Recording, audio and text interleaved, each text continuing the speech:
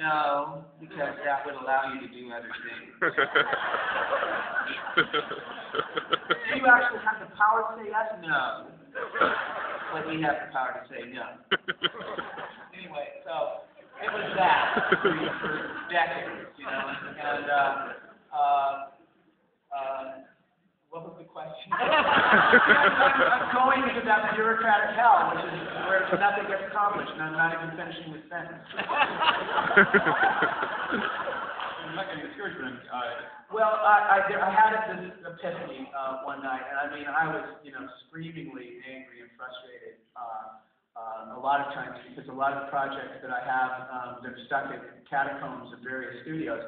I believe in just as much as the ones that I've made, and I tend to go back and produce them. And it's funny because one of the studios had to be informed. I wanted to get it out of there, and they didn't even know it was in there. And when it was in there, they read it. And this is the same thing that they thought was not worth producing before, and suddenly it's genius.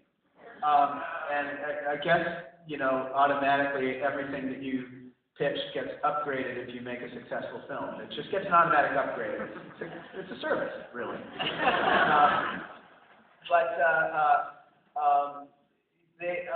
There was one night where I was just ready to just, you know, and I finally realized that I said to my wife, I said, there's this big closed door, and I'm just going to wait outside the door. I'm like a dog that's just going to wait outside the door. And if that door opens even a crack, I'm going to be through there so fast they won't be able to close it before I'm through. And, you know, I'm going to wait there. If I leave, if I quit, the door is going to open and I'm not going to be there. So I'm just going to wait it out. Because I know they got to open the door sooner or later for supplies or something. And that's sort of what happened. But I think that part of that was the idea that I finally got fed up with maybe, and I started putting all these conditions in my contract. And they were not money things. They were all about they had to decide, and they had to decide by this date or I was gone. And they always tried to negotiate me out of it, and they spent months saying, you're going to blow the deal. But at that point, I'd given too many years to all these projects I cared about that went nowhere, that they finally gave in. And those things, and it was on Iron Giant, those things ended up saving my butt. And I was able to squeeze out a film that was the way I wanted it to be largely. Yeah.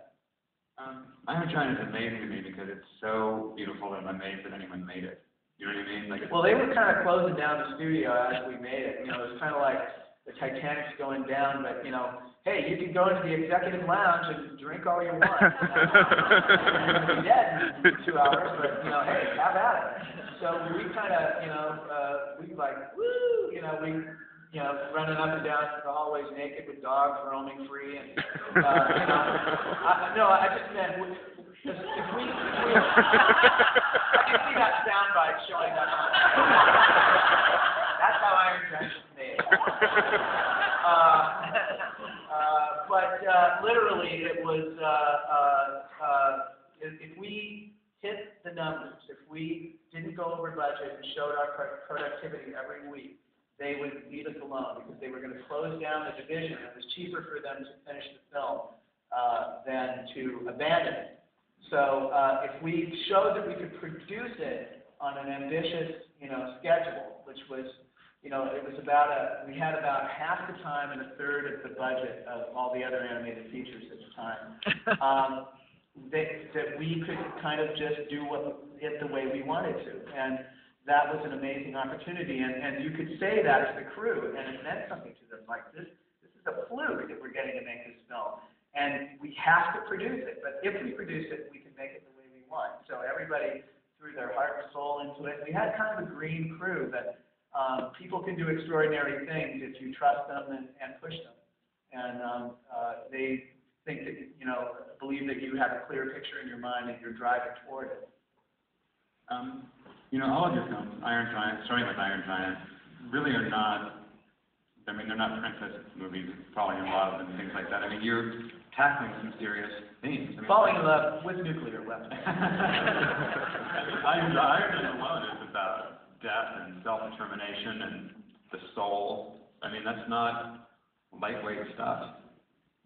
No, but, hopefully it goes well with popcorn, too. I think that you can do a lot of things if you keep the audience engaged and they care about the characters. And I think that there's some very fundamental principles, and some have to do with the making of a film, and some have to do with the film itself. In the making of the film, the most important thing that never shows up on a budget, and there's never a line on the budget that has a huge influence, is morale. And if your team has a low morale, every dollar you spend, you'll get about 25 cents on the screen.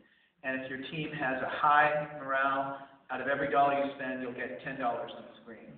And by the same token, the movie itself, if you care about the characters, all the special effects suddenly have great impact, because the character going through the special effects is what makes you care about the special effects. And this somehow is missed by a lot of films. They'll blow their wad on great effects, but you don't care about who the building's falling on, So, anyway.